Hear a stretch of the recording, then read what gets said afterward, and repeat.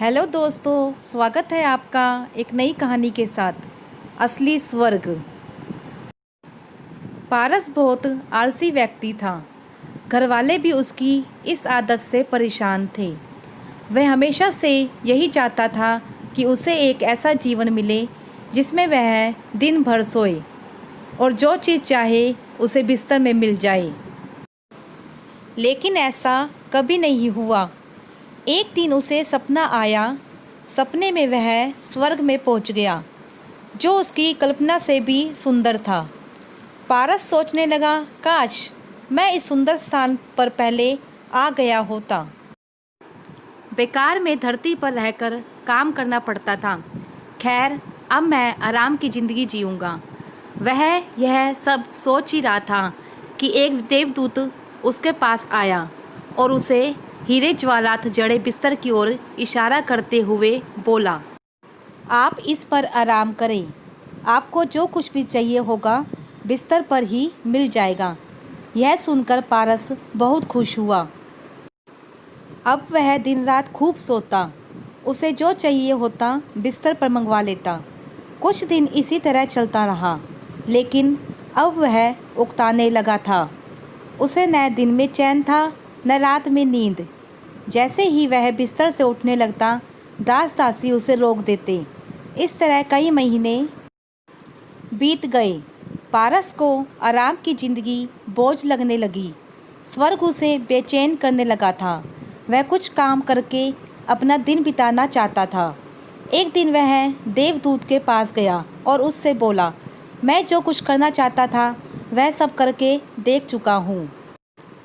अब तो मुझे नींद भी नहीं आती। मैं कुछ काम करना चाहता हूँ। क्या मुझे कुछ काम मिलेगा? आपको यहाँ आराम करने के लिए लाया गया है। यही तो आपके जीवन का सपना था। माफ़ कीजिए, मैं आपको कोई काम नहीं दे सकता, देवदूत बोला।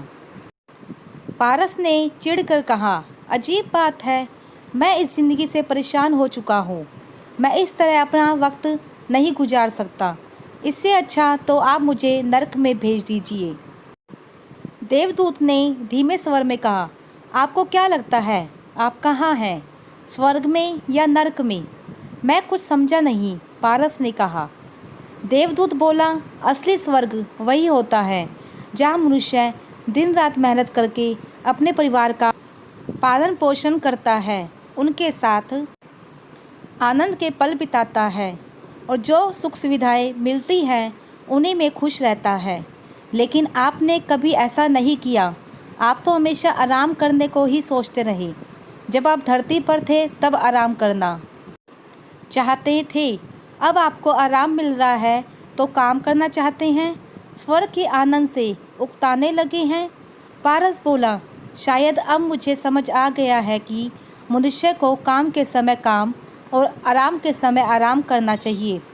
दोनों में से एक भी चीज़ ज़्यादा हो जाए तो जीवन में निराशा आ जाती है। इतने में पारस घबरा कर उठता है और चैन की सांस लेता है कि यह एक सपना था। अब पारस को ज़िंदगी का महत्व समझ आ जाता है। इसलिए सच कहते हैं, आलसी व्यक्तियों के लिए तो एक दिन स्वर्ग भी नर्क बन जाता है। अगर आपको यह कहानी अच्छी लगी हो तो इसे लाइक करें, शेयर करें और सब्सक्राइब करें मेरे चैनल को। Goodbye. दोबारा मिलते हैं एक नई कहानी के साथ।